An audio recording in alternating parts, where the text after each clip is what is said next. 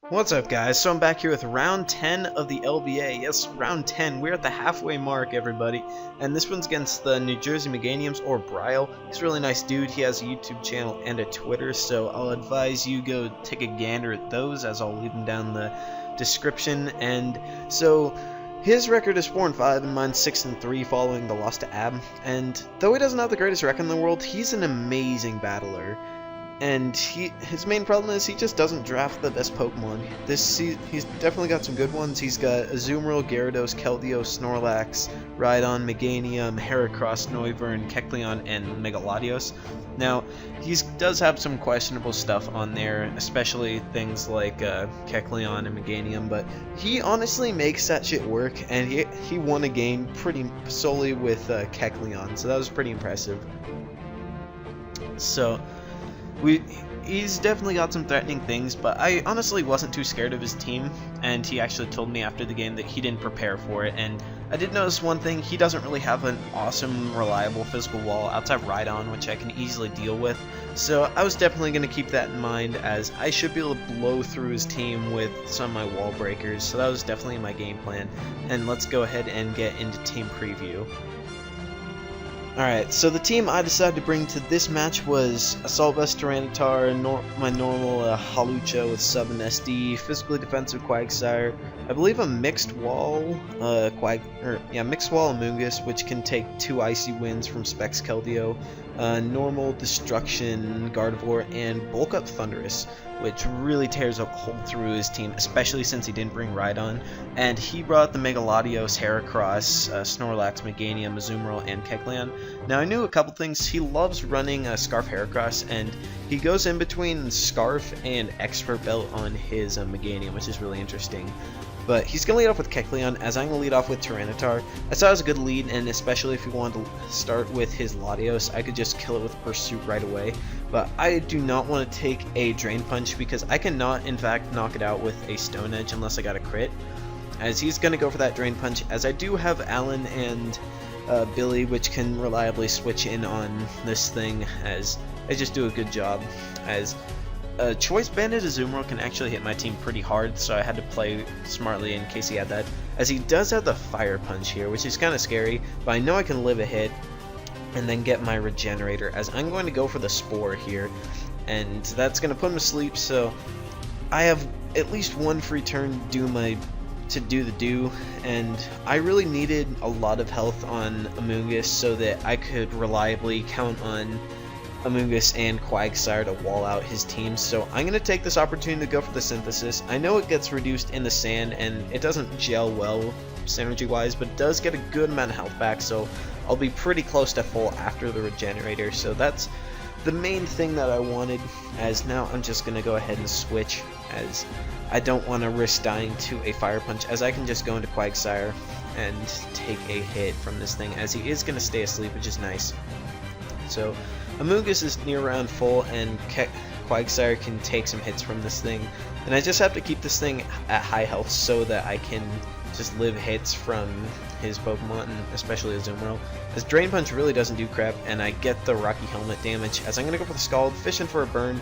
I do not get that, which is too bad, as now he's going to call back his Kecleon, not wanting to take more Rocky Helmet and risk the burn, as I'm just going to go right for the Ice Beam. I honestly forget what I was predicting, but I just went for it, and it got a little damage off, as now he's going to switch directly out into his Azumarill, most likely predicting my T-Tar, knowing that I love running Pursuit, and it just shuts down Latios anyways, as I do make that switch into Tyranitar, and I should be able to outspeed his Azumarill, because he usually runs max bulk, but I knew I couldn't OHKO it with a Stone Edge, so there's no point losing this thing when I have two very defensive Pokemon for it.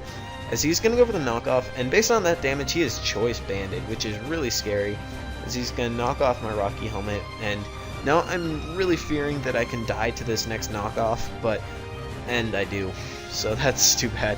For a second I thought I lived, but you know, I didn't. So Quagsire goes down, as now I can go into Hawlucha and get the free sub off, because there's no real reason to stay in and knock off against a fighting type, and unless I want to try and get rid of my Citrus Berry, as I'm going to get the sub up, and I'm requiring Hawlucha to just do some nice work to his team, kill a couple mons, that sort of thing. So he's going to go into this Kecleon as I'm going to set up the Sword Dance, as I was afraid that this thing would have Shadow Sneaks, so I didn't want to go for a high jump kick right away, and I could also just set up pretty freely on this thing. So he's going to go for that Ice Punch, and that's going to break my sub, which I don't really mind because I want that to happen so I can activate my Unburden.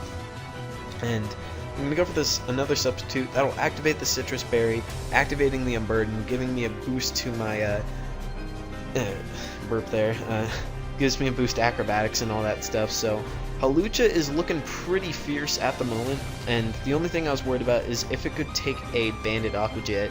And after this Sucker Punch, it is in fact in range of Aqua Jet. So had he not gone for that, that would have been cool, but I'm gonna die as now, and I set up the sub. That would have been a lordly play, as now he's gonna go into Azumarill. I was banking that I could live this hit, but I am not gonna be able to, as I put some bulk into Hawlucha and I overestimated it. So down goes Lucha, as now, it didn't do enough, to be honest. But I'm gonna go into T-Tar, and I know I can take an Aqua Jet and threaten it out with a Stone Edge. So he's going to go out into his Meganium, which is, he doesn't run bulky Meganium, he's not physically defensive or anything, as it shows, as that Stone Edge does a ton of damage, and I know he runs like offensive with like Expert Belt or Choice Scarf or something like that, so I'm going to go into Alan because I know I can tank that hit, as he's going to go for the Petal Blizzard, and that's not going to do much, and I know he's got like Outrage and Earthquake and some other move on this thing, and Alan can take all those hits pretty easily, and I could have definitely just gone for the Sludge Bomb or Foul Play and knocked him out, but I wanted to keep my health up so I could take hits from Azumarill, so I'm going to go for the Synthesis, as he's going to lock himself into Outrage, which is fine by me because that gives me the free switch into my Gardevoir and get the Mega Evolution off. So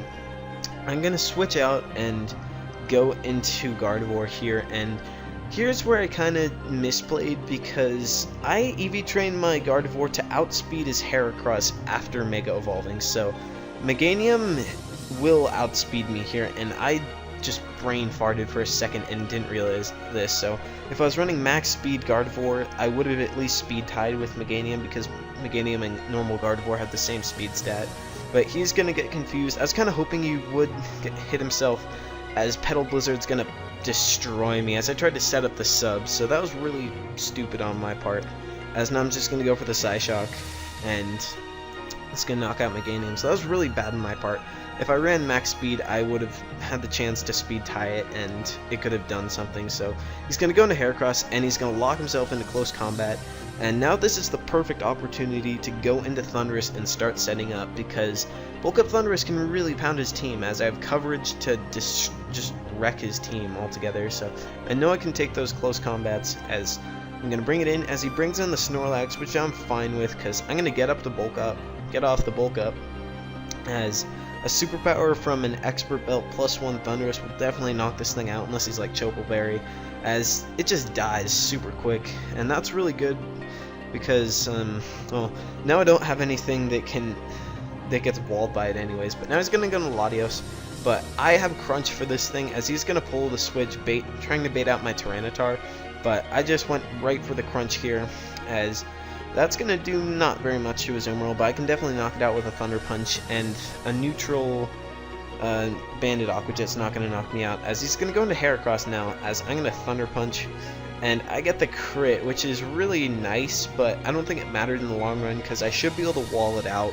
because it's Choice Scarf with my Moongus, as he's going to go for the Smackdown, which I don't know why he wouldn't run Stone Edge or Rock Slide. He just said that he doesn't like missing, as now he doesn't want any of his other two Pokemon to get put to sleep, because all he has left is Heracross, Azumarill, and Latios.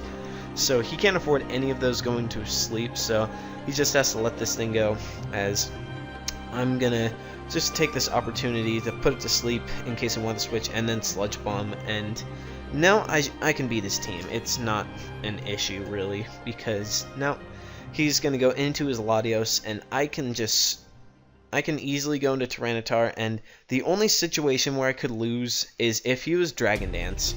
And if he had like Dragon Dance with Energy Ball, then he could potentially 6-0 my team, even though Tyranitar could take a +1 Earthquake. I'm fairly confident. So he's going to go for that Psychic, as I'm just going to go for the Pursuit here. I don't care if he switches out. It's going to do a good chunk. As he goes for the Ice Beam, that doesn't do shit because I am in fact Assault Vest max HP. As Pursuit almost kills it, but no, I don't. I can just go for the Stone Edge here, and Ice Beam's still not doing anything. He has to freeze, as I'm going to land the Stone Edge, and his last Pokemon is a Azumarill, which I should be able to outspeed and knock out with a Stone Edge, and he has to lock himself. He can't lock himself into Aqua Jet, or he can't possibly win, because then I just tank hits for days with Amoonguss. So I'm going to go ahead and take down Brile. I forget what the score was. I think it was a 3-0. Yeah, 3-0. So that's a good win, as I'm now 7-3, and I'm just chilling around in like 4th place. So thanks for watching, guys. Make sure to leave a like and stuff, and until next time, peace.